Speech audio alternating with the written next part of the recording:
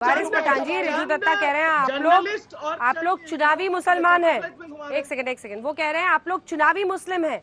सिर्फ चुनावों के वक्त पे आपको अपना धर्म याद आता है, आप वहां पर पहुंचे हैं। ममता बनर्जी को किसी की सहानुभूति की जरूरत नहीं है, लोग उनके साथ है और वो जानती हैं कि वहाँ के लोग जानते हैं कि ममता दी ही उनके साथ खड़ी रहेगी हमेशा। यही तो इनकी गलतफहमी है अंजना जी, यही तो इनकी गलतफहमी है अंजना जी। ये बीजेपी और ये ममता दीदी टीएमसी दोनों एक ही सिक्के के दो पहलू है। ये इनका जो घमंड है कि हम ही विकल्प है, कोई हमको हरा नहीं सकता, यही इनको लेकर डूबता है दोनों को। लेकिन हम विकल्प के तौर पे आ रहे हैं और जो ये बोलते हैं ना कि हमारे साथ सिर्फ मुस्लिम ही है, ये गलत है। मैं इनको उदाहरण देना चाहता हूं कि हमारे पास गुजरात में अभी रिसेंटली आपने देखा हमारे पास 24 लोग जीते, जिसमें हमारे 5 हिंदू भाई बहन भी जीते।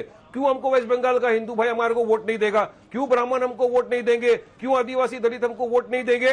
सब वोट देंगे, सब विकास चाहते हैं। लोगों ने देख लिया इनका ओरिजिनलिटी क्या है। ये लोग सिर्फ और सिर्फ कम्युनल राजनीति करते हैं, हेट्रेड की राजनीति करना जानते हैं। लोग एक दूसरे को गलत गलत इल्जाम लगाना जानते हैं। इनके पास डेवलपमेंट के लिए कोई प्रोग्राम नहीं है। इनके पास लोगों को किस तरह से जॉब देना, इसके पास कोई पॉलिसी नहीं है इनके पास। अंजना जी, आज हम लोग एक विकल्प के तौर पर आ रहे हैं, लोग हमको एक्सेप्ट कर रहे हैं।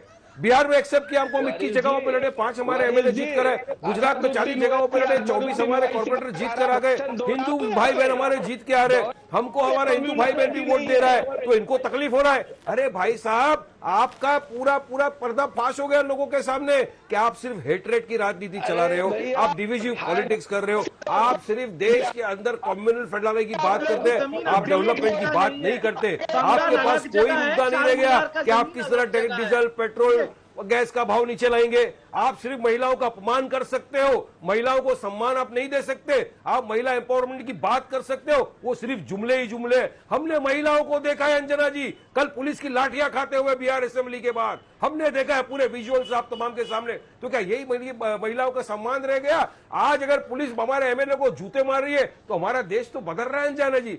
आज एमएलए को पुलिस जूते मार रही है, लोग प्रतिनिधियों को पुलिस जूते मार रही है, कल लोगों को भी मारेगी। लोगों ने जिनको जिताकर असेंबली में भेजा, आज उनको आप लोग मार रहे हो। अंजना जी, मैं 10 सेकंड आप मुझे दे सकते हैं क्या? डेमोक्रेसी के अंदर विपक्षों के सवाल भी नहीं उठा सकते। ये तो डेमोक्रेसी का कत्ल हो रहा है बीजेपी के राज में। छवि बड़ी चीज होती है, उसी के आधार पर सिर्फ एक चुनाव, 2 चुनाव नहीं, वो दशकों की आपकी विरासत बनती है। ठीक है, रागी जी इसका जवाब दे ले। रागी जी। अंजना जी, वारिस पठान जब बोल रहे थे तो मुझे एक ही बात याद आ रही थी। एक कहावत है, चलनी दूसे सूप के जिसमें सहस्त्र छेद। तो वारिस पठान की पार्टी जो आउटराइट कम्युनल ऑर्गेनाइजेशन है, वह भी कम्युनलिज्म के बारे में बात करे तो थोड़ा हास्यास्पद लगता है। दूसरी बात, देखिए, ममता बनर्जी का विकल्प नहीं है, ये कहना बड़ा, मुझे लगता है कि राजनीति में ऐसी बातों का भाषा का प्रयोग नहीं होना चाहिए। राजनीति अपना विकल्प स्वयं तैयार कर लेती है। सर आप बोलिएगा, मैंने आपका हस्तक्षेप नहीं किया था। सर वारिस जी आप बोले, मैं चुप रहा, तो आप थोड़ी सी देर चुप रहे। ठीक है, बीच में मत बोलिए। तृणमूल कांग्रेस के प्रवक्ता का यह कहना कि ममता बनर्जी का विकल्प नहीं है, ऐसा नहीं है।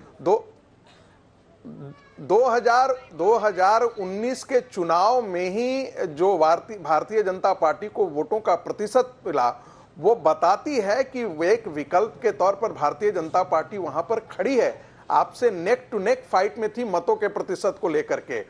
एक तीसरी बात जो मुझे गंभीर टिप्पणी करने के लिए प्रेरित कर रही है कि मुस्लिम वोटों के लिए जो 30% मुस्लिम वोट है, उसके लिए 3 पार्टियां आपस में प्रतियोगिता कर रही हैं। एक असदुद्दीन ओवैसी की पार्टी कर रही है, ममता बनर्जी की पार्टी कर रही है, और कांग्रेस और लेफ्ट का गठबंधन कर रहा है। हैरानी की बात है कि 70% हिंदुओं के वोटों के लिए कोई बात नहीं कर रहा है। 70% हिंदुओं के बारे में कोई बात ही नहीं कर रहा है। वहां पर यह बात यह चल रही है कि मुसलमानों के लिए नहीं हुआ।